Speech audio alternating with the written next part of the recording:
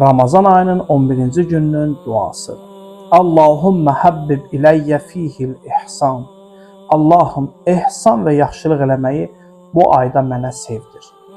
Yəni, yaxşılıq, gözəl davranmaq, səxavətli və mərhəmətli olmaq mənə çətin gəlməsin. Gərəkdir ki, insan yaxşılığı da sevərək eləsin. Və kərrih iləyyə fihil fusuqa vəl isyan. Məndə əyrilik və itaətsizliklərə qarşı ikrah hissi yaradır. Yəni, günahı sevməyim, günah mənə şirin görsənməsin, əksinə günaha nifrət və uzaqlaşma hissi yaransın. Hərrim ələyyə fihi səxətə və niran. Qəzəb və alovlanan odu mənə haram elə. Yəni, məni sənin qəzəbindən və cəhənnəm odundan uzaq elə. Alovlanan od burada axirət əzabına işarədir. Biəvrikə yağı yasəl müstəğisin. Ey kömək istəyənlərin dadına çatan.